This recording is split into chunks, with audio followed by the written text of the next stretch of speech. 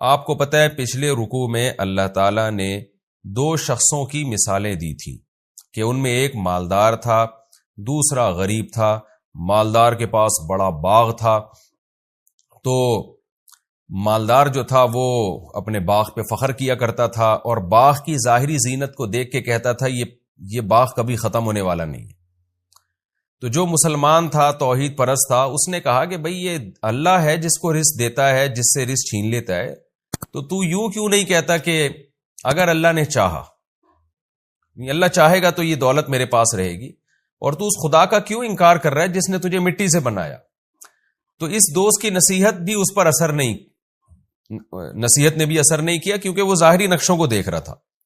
اس کی سزا کیا ملی ہے؟ اللہ فرماتے ہیں کہ اس کے باغ پر رات کے وقت کوئی آفت آئی ہے اور صبح وہ کف افسوس ملنے لگا اور اس کو توبہ کی توفیق ملی اور کہنے لگا یا لیتنی لم اشرک بربی احدا، کاش میں اپنے رب کے ساتھ شریک نہ کرتا۔ یہ بھی ایک نوعیت کا شرکی ہے کہ آپ اپنے آپ کو خدا سمجھنے لگیں اور اپنی محنت کو سمجھنے لگیں کہ میں جو کروں گا مجھے اس کا رزلٹ ملے گا، خدا کے ارادے کا اس میں گویا دخل نہیں ہے۔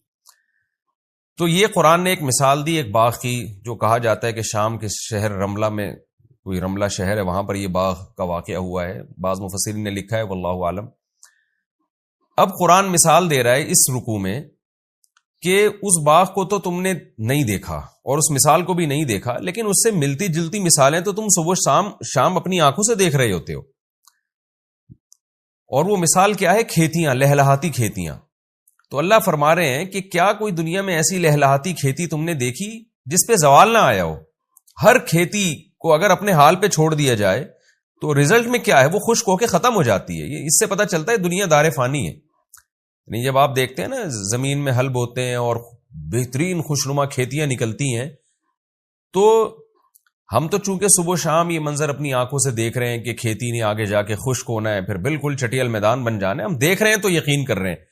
لیکن اگر کسی کو فرسٹ ٹائم لایا جائے اور وہ لہلہاتے کھیت دکھائے جائیں تو وہ بھی یہ کہے گا بھئی یہ ہمیشہ ایسا ہی رہے گا۔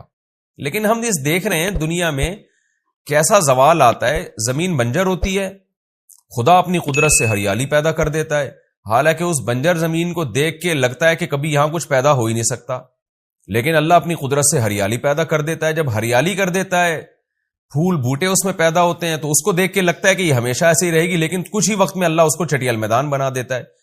تو یہ دنیا میں اتنی اکھاڑ پچھاڑ ہے، دنیا میں اتنا اتار چڑھاؤ ہے، تو تم اپنی موجودہ حالت اور اپنی دولت اور اپنی شہرت اور اس دنیا کی رنگرلیوں کو دیکھ کر دھوکے میں کیوں پڑے ہوئے ہو؟